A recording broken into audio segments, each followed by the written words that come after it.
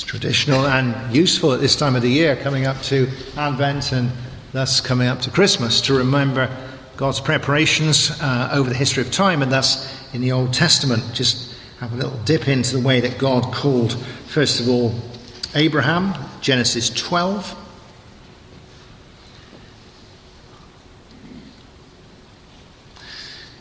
The Lord said to Abraham, "Leave your country, your relatives, and your father's home, and go to a land that I'm going to show you.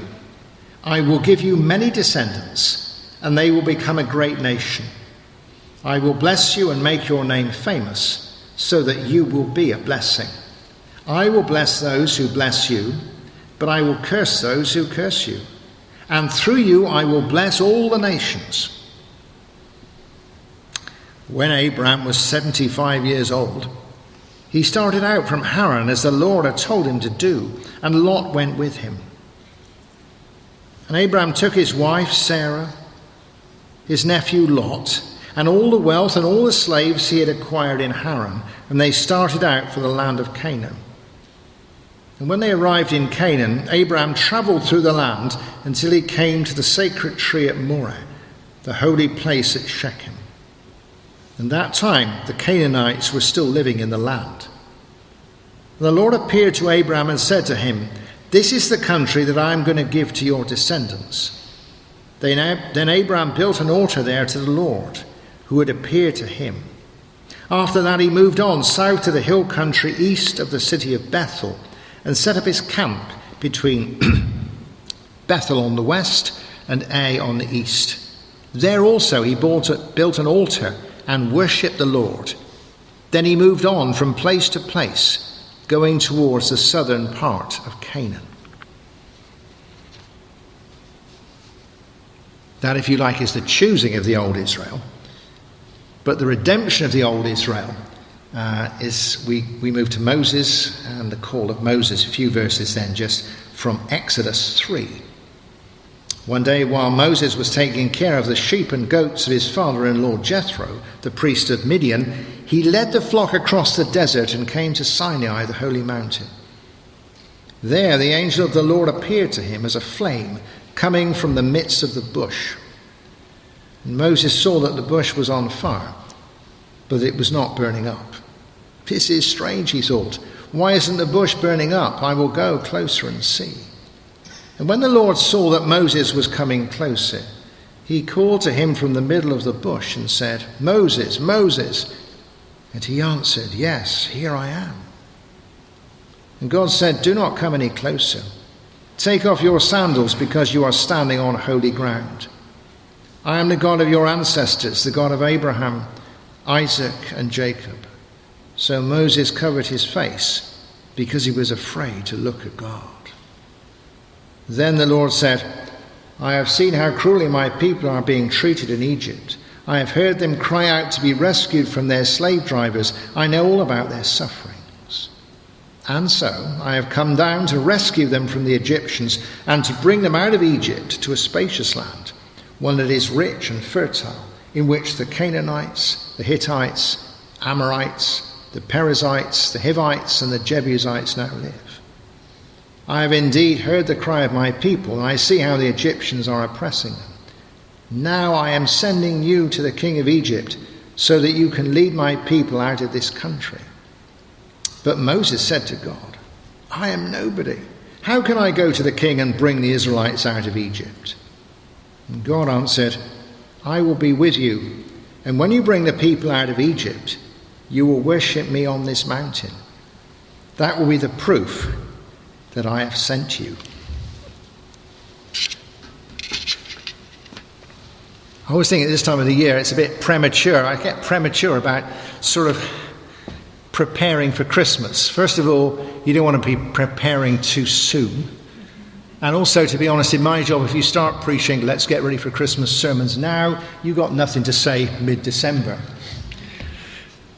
Hey, we're only just preparing for Advent, and yet my house is deluged with catalogues posted to us because somebody's sold our address on.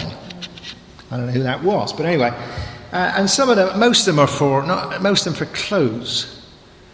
Most of them are expensive as well. which is quite, must be seen in that slot of the market, mustn't I? That's good, you know. But you say, oh gosh, it's a bit early for that sort of thing, isn't it? And so people like me say to people like you, and you nod when I say, but we need to be preparing spiritually for Christmas. And we do, and that's important. But what substance has that got? How do you prepare spiritually for Christmas, after all? You can prepare for this Christmas as a one-off, really. You've got to buy new cards. You really mean if you're selling old cards. You buy new cards, new presents, you know, and hopefully you buy a new turkey. So, because you're preparing for something which is going to happen, don't you? But you know this, but I shall need to say this more than once for those carol services when all kinds of people, visitors, turn up. We are not preparing for the birth of Jesus, right, are we? We're preparing for the anniversary of the birth of Jesus 2,000 and such years ago. So it's a very different feeling. I mean, when you've got when a birth of a new baby is on the way in the family, you've got certain thoughts about how you prepare for them. I remember with our children and our grandchildren, you think about what's going to happen and you prepare for the birth. But when you're going to have a birthday, it's different, isn't it? It is an anniversary. You know, I had 68 of them so far. You know, it's wearing thin now, isn't it? But the anniversaries are different, and we are an anniversary business. So how do you prepare for an anniversary? Well, you know, for instance, one of my daughters had her birthday in whenever was it? November, yeah. And yes, it's an anniversary of her birth, and people like me and Jane were around at the time. We recall how it all started. We do remember the birthday. And so, in many ways, we do prepare for Christmas as an anniversary by recalling how it all started, how it all kicked in, how Jesus did come. But we do it from after the event. We are recalling it. But we could do better, could we not, than just recalling it by, let's freshen up our minds about what the wise men said, sort of thing. That's important, because you can be vague about Christmas. It's good to know what the Bible says, rather than what the carols say, or what you think you remember. It's good to freshen up all that, but it is limited, because you do it every year. And I would just suggest to you this morning, as we look at these Old Testament passages, that one of the really good ways we can prepare spiritually for Christmas is to do a bit of a spiritual audit and ask ourselves, so how much impact has this incredibly significant event had on us in the past year? It's another anniversary. Anniversaries are good to remember what happened, but also to say, so if we say, we're going to do all this special at Christmas because Christmas is so significant. Jesus comes to us, God with us, Emmanuel, and then Easter and all of our salvation. If it is that significant, if it is worth coming out at midnight to sing carols for, so how significant is it at the moment that Jesus came and I was saved, and what have you? Because if I do that kind of thought, it'll give me an indication of what I need to take steps to sort out this Christmas, because the anniversary is a good time for it. Imagine that you're writing a card to an old friend who lives far away.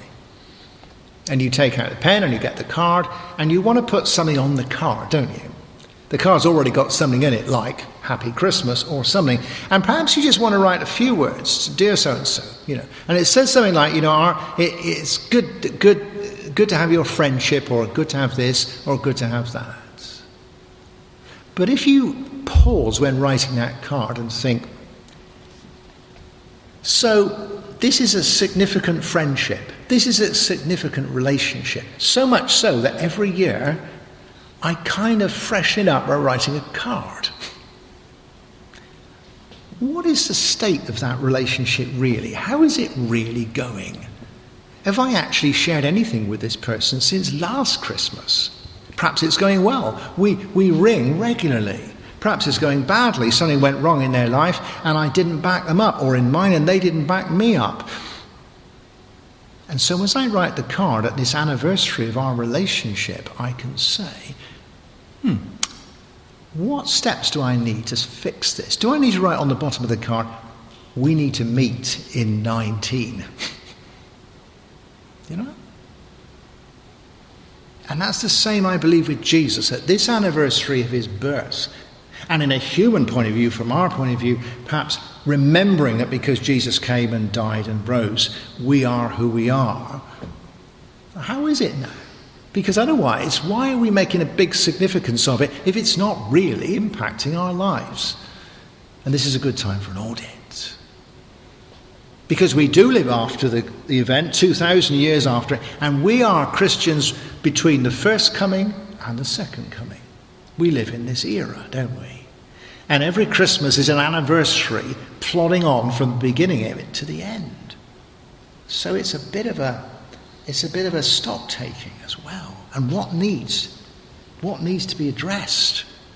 And the Old Testament and these great men from the Old Testament are really useful in showing us sort of, well, what should we be looking at? If there's a real impact, if we are in good shape, if we're coming into this anniversary up and running, what should I be looking for as we move from Jesus' first coming to the second coming, as we live as people after Pentecost, as we live as disciples? What might we be looking for? Because the Old Testament is really useful. Not just because with Abraham, Isaac, Jacob and Moses there's a preparation for the first Christmas. Yes, God is preparing not 6 weeks before the first Christmas, but thousands of years before the first Christmas. We know that. We'll address that. But because with Abraham and Moses, as the old Israel is chosen, it's not just a preparation for the new Israel and the first Christmas. It's almost a prefiguring, a preview of how God works and what it's going to be like. It's a bit like reading The Hobbit before you read The Lord of the Rings. It's all in there, but it's shorter. It's a bit like going to, some sort of great opera, and you get to the overture. And the overture doesn't just have a bit of music which leads on to the big stuff, but it echoes in a small way all the great themes which will come later on. Oh, that one, that one, that one. And so it is, you see. Whereas you and I at the moment, with all these anniversaries, are moving on from the Jesus who has come to his coming again. So in the Old Testament, they are called and sent to a promised land. Abraham is called from the Chaldees to Canaan. Moses is called out of Egypt to the promised land. So there's that narrative. And the call of the new Israel, you and I, of which we're caught up with and which we're, for another Christmas, in transit, if you like, is just a bigger picture of their picture. Out of Egypt, out of sin, to a promised land, into the kingdom, and ultimately the kingdom of heaven. So, just three things that you could pick up from these Old Testament stories that will give you a feeling, if I'm really in this, if this is going well, this is the sort of thing that happened to them when they were in transit. What about me? And the obvious thing is that they are men who walk by faith. It's wonderful as Abraham went out to a place that he knew not. Go, God says, to a place that I will show you. What a nightmare. Oh God, show me the place and I'll go there. No, Alastair, you go and then I'll show you. Move now, route later. Are we walking by faith? Well, are we walking? We do not read that Abraham and Moses sat around at home in Ur of the Chaldees or sat around with the sheep and had faith. They walked by faith. It's no good just at Christmas burnishing your faith.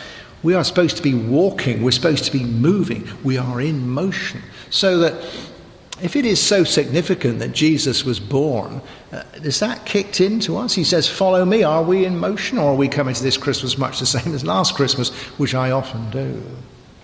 Be good to detect some motion, wouldn't it? Abraham moved. Moses moved. The people of Israel moved.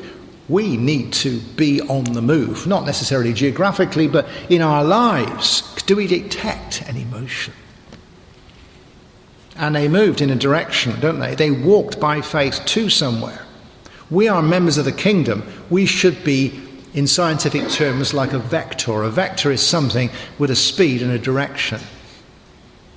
We need a direction. We need to go round and round in circles. One of the really sad things about model railways is that they go round and round, whereas real railways tend not to go round and round. You don't want to be doing that. We don't just want...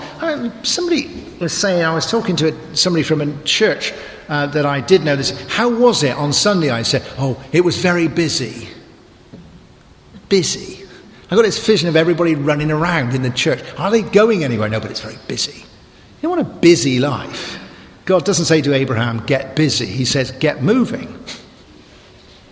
We need a direction. That means, do you feel a sense of guidance? Or are you just going round and, it's Advent again, sort of thing.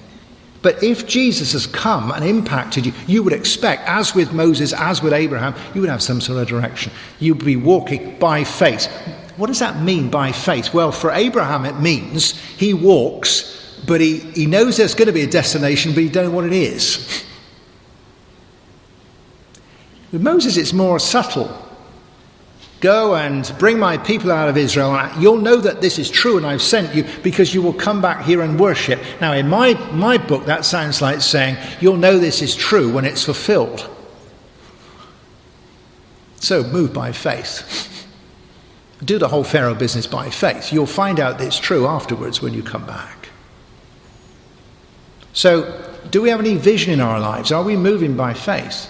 Either because God tells us to move in a relationship, in a generosity, in a new idea, in a change in our lives, in a change of our prayer life or whatever, and you don't know where it's going to lead. In Henry Newman's great hymn, Lead Kindly Light, we have the words, keep thou my feet, I do not ask to see the distant scene, one step enough for me.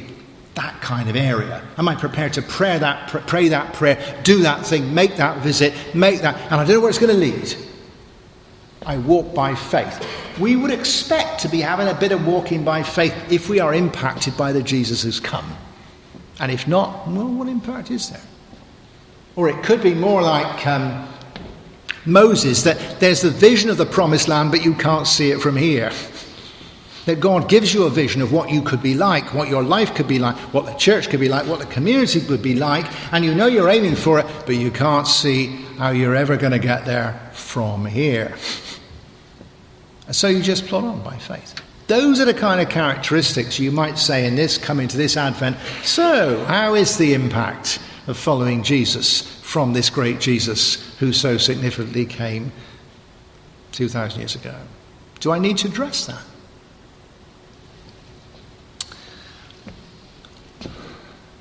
Across Dartmoor, there are a series of, obviously you know the tours, but you've got a series of cairns, these piles of stones. Now, some of them are put there by tourists and that sort of thing, but the interesting ones are put there by the miners and by the locals, so that when walking across the moor in bad weather, without a path, they didn't get lost. So you could say, where did these old men of old and women of old, where did they walk? You can tell that by these series of cairns. Well, you can say from Abraham, how do you know where he'd been? Well, you can trace it by the altars. He built an altar here, and he built an altar there. What is the culmination of the Exodus actually getting out of Egypt? Not getting to Promised Land, but getting out of Egypt. Is it, we've got to cross the Red Sea? No, you will come here to this mountain and you will worship. And what defines them later on? It is worship. Lugging around the tabernacle, you know, so that worship, every time they put up the tents, there's the worship, and there, and there, and there. If we are people impacted by the fact that Jesus has come, then we should be people of worship, progressive worship in all of it. Not just this morning, but ask yourself, it's a great picture, isn't it? Do I build an altar to the Lord in my work and in my home and in the park, in prayer, in lifting things up to him? Because worship is encounter. Do I meet with Jesus here and here? Can you trace my week by where there's been an altar? When somebody says to you, so what's your week been like then? Do you say, I had a great prayer time on Monday, and Wednesday afternoon it was a great experience of Jesus, and on Thursday, I had a tremendous time of worship. And Friday, when I went to a prayer meeting, it was so the highlights are really my worship. Or do you say, it's a terrible weather, isn't it? An awful day on Wednesday. And I had to go to the doctor on Thursday. Where are the altars, So I ought to be able to feel, and we should be able to feel, if we are impacted in Jesus, who's come and said, follow me, and kicked us off. If we celebrate Christmas and this anniversary, are we in motion? And is that motion traced by our worship, or is it just activism, or trying to do good stuff, or what have you?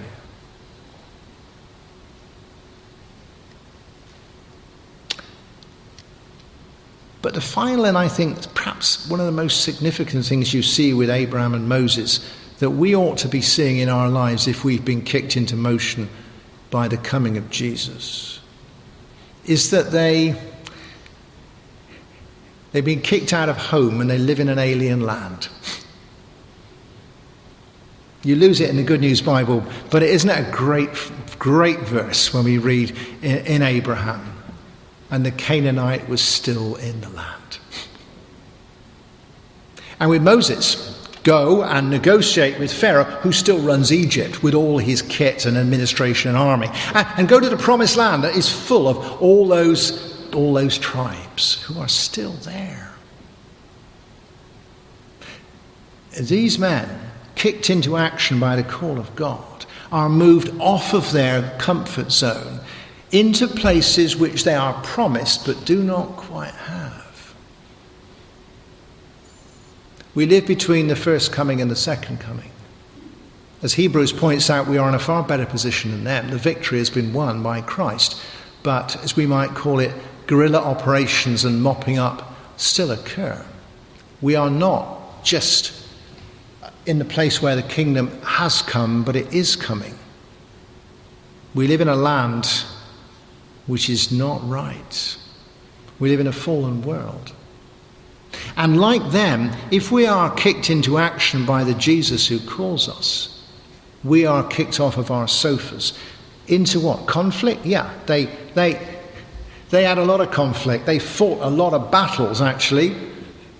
Are we in any conflict? Jesus says in Matthew 24, he says, you are going to hear the noise of battles close by and the news of battles far away. But do not be troubled. Such things must happen.